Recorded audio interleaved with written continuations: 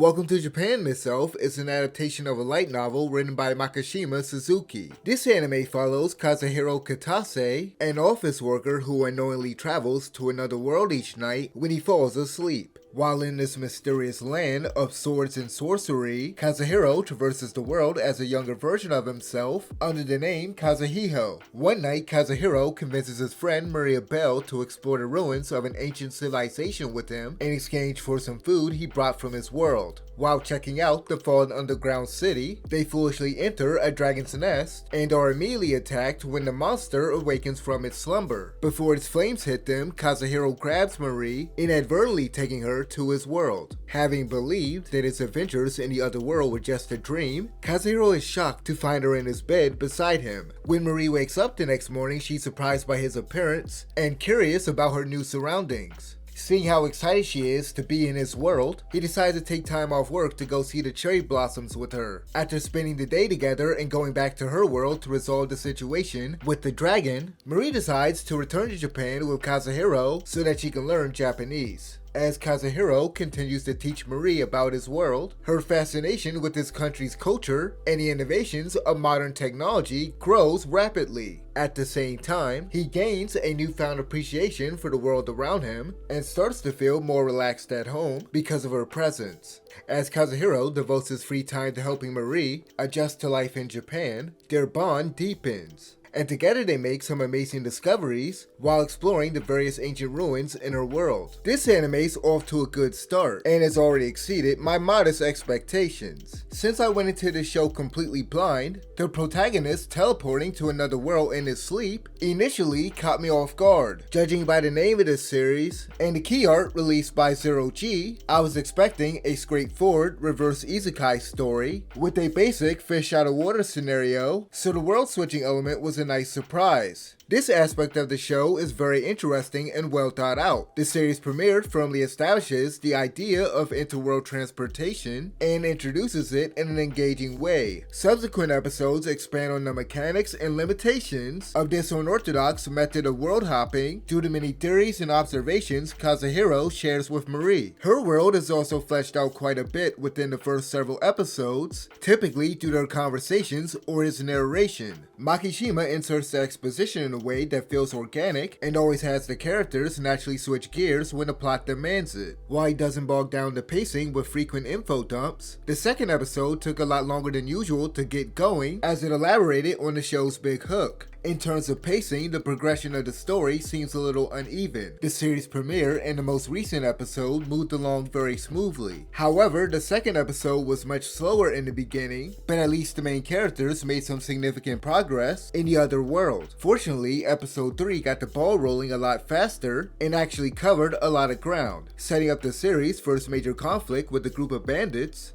establishing the main character's skill set, and further fleshing out another part of Marie's world. On the other hand, the fourth episode doesn't really move the plot along much, as Kazuhiro spends the weekend with Marie in Japan. Thankfully, episode 5 maintained a steady pace while delivering some pretty engaging action scenes. Ultimately, this show's lopsided pacing is likely the result of the narrative's focus being split between the characters relaxing in Kazuhiro's homeland and their exploration of Marie's world. The series basically shifts back and forth from being a reverse isekai anime with slice of life and comedic moments to an action-adventure isekai show, which is actually pretty cool. Makishima has created a fairly unique fantasy series which blends together elements from different genres. For instance, similar to a cooking anime like Delicious in Dungeon, there are numerous scenes of Kazuhiro and Marie enjoying a meal that he prepared for them. Her reactions as she consumed various kinds of food and drink were always delightful. In addition to these pleasant sequences, there are several intimate scenes with the two of them at Kazuhiro's apartment. The romance element of this show is heavily implied by the imagery in the opening sequence, and it's very obvious that's the route their relationship will take at some point. Although Kazuhiro and Marie have yet to express romantic feelings for one another, some of their internal dialogue suggests that they've at least taken an interest in each other. Once they finally do start falling in love, it will probably seem natural given how close they've gotten since Marie first came to Japan.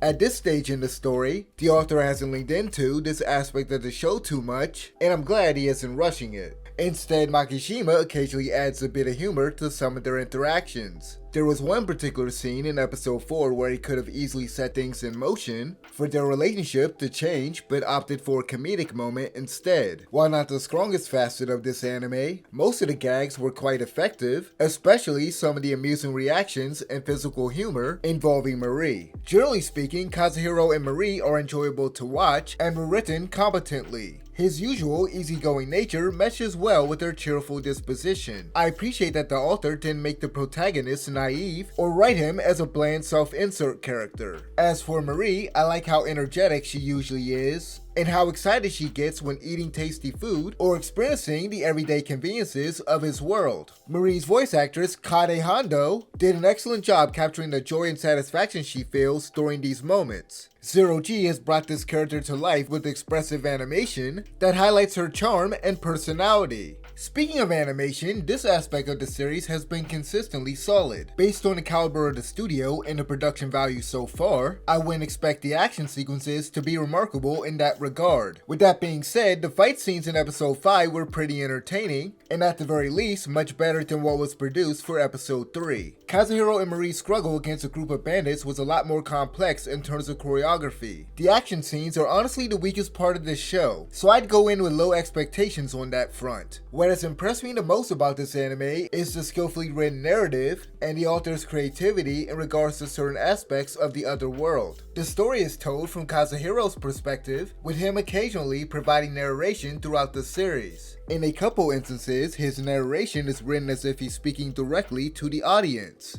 Makishima effectively grabs the viewer's attention during these moments by piquing their curiosity. His writing is generally really solid, and he carefully avoids plot holes or even addresses potential ones. Nevertheless, the story itself has been decent so far, with the duo being forced to deal with a couple difficult situations in Marie's world after hanging out in Japan all day due to the mechanics of interworld traversal. The first of these conflicts involved Kazuhiro and Marie figuring out how to safely escape the Arc Dragon's nest. Another issue they faced was rescuing a half-beast child from a bunch of greedy bandits that were also after their valuables. Watching them resolve things with the Arc Dragon and execute their plan to free the captive child was quite enjoyable. All things considered, Welcome to Japan, Miss Elf is shaping up to be a pretty good series. Although the pacing could be a bit smoother, the story is fairly interesting and it has a compelling hook that allows the show to embrace its more fantastical elements. Moreover, Kazuhiro and Marie are a very likable pair that contrast each other perfectly. If you're looking for a new reverse isekai or slice of life anime to watch, I'd recommend giving this one a shot. With that said, if you've seen this show, let me know what you thought about it in the comment section below, and as always, thanks for watching.